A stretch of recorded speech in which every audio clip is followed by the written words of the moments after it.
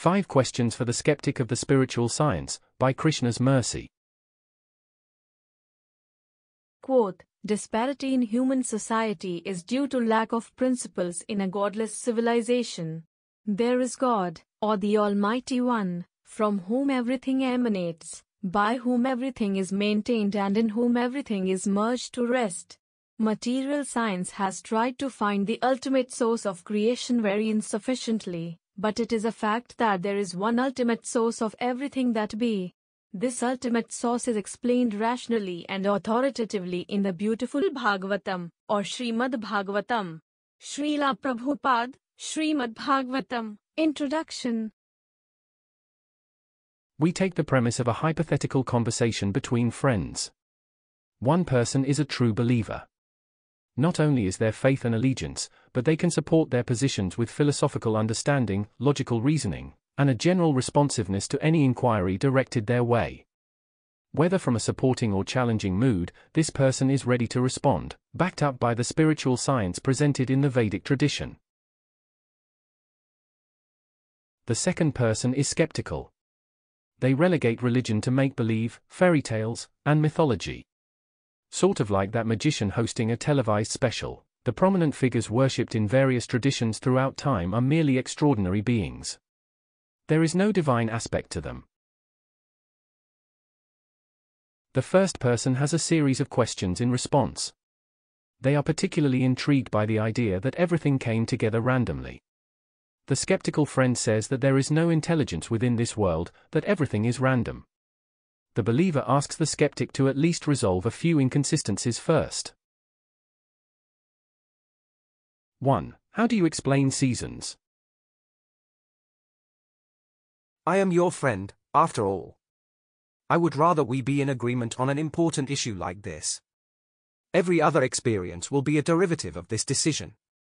It is like casting the vote to determine the winner in an election. If we end up on opposing sides, how will we get to spend time together? I would like to attribute this entire life experience to randomness. That would make it a lot easier to continue. I would not have to think too deeply about why things happen. Just let it flow. Be similar to the animals, in that regard. The thing I cannot get over is nature. More specifically, certain aspects are impossible to explain. For instance, the seasons. As I look out the window right now, the leaves are bare. It is cold. This is only in comparison to what the weather was like a few months ago. After some time, the leaves will return. Everyone knows this. Only a fool would refuse to believe. The cycle of life related to the trees has been a time-honored way of explaining so many aspects of the living experience. In the Ramayana, for instance, we have the comparison to trees to explain how and why certain people don't receive punishment for their bad deeds until a later time.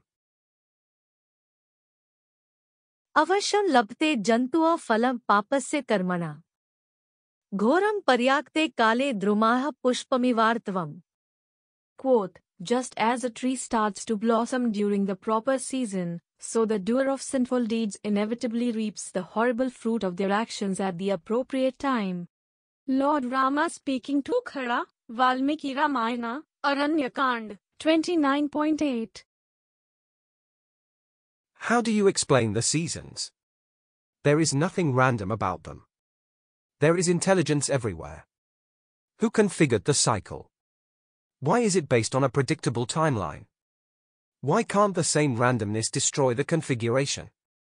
Why can't we keep one season throughout the year? 2. How do you explain birth? All right, I am assuming you attribute birth to randomness as well. A person coming out of nowhere. Okay, but then why does not that happen all the time? Why is there a specific sequence of events? Moreover, why is not the same person born every time? If it is a random collision of chemicals that produces life, why is not the same life produced every single time?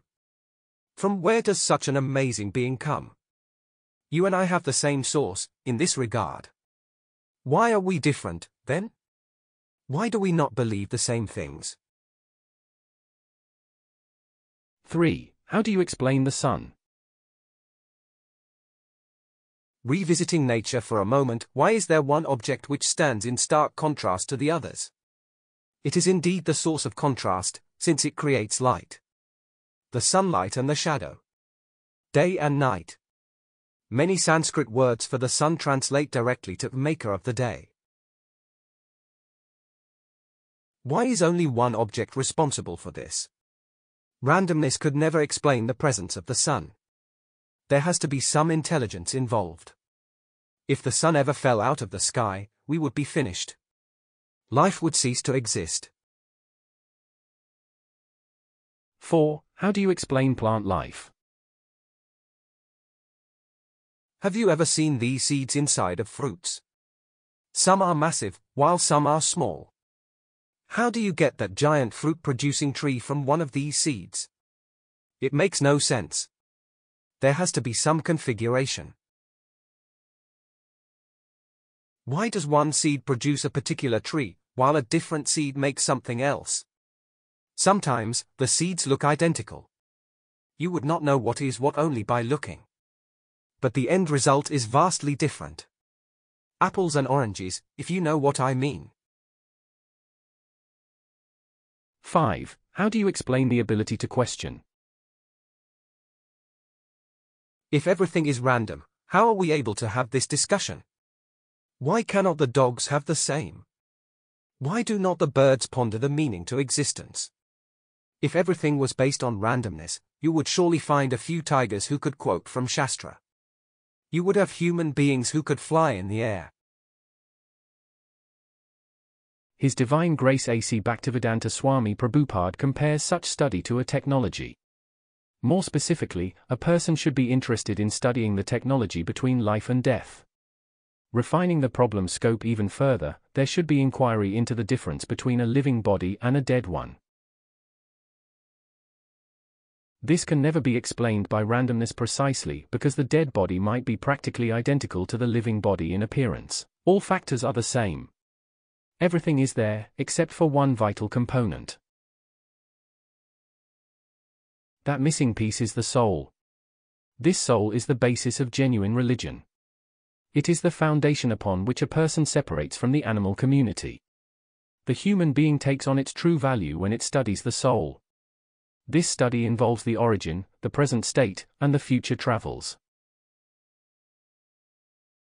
This study can only lead to one place. Vedic culture is like the descending process. Passing down the absolute truth from the original, trusted source. We accept the information from authority, but we are not limited in our understanding. We can question as much as we wish. We can compare and contrast, deliberate, and then further appreciate everything given to us. This is the potency of Dharma. In closing, if skeptical of God to be, then out the window see how trees suddenly bear, when leaves recently there, emerging from a single seed, but distinct each one indeed. The soul the variable factor involved. Knowledge around this revolved.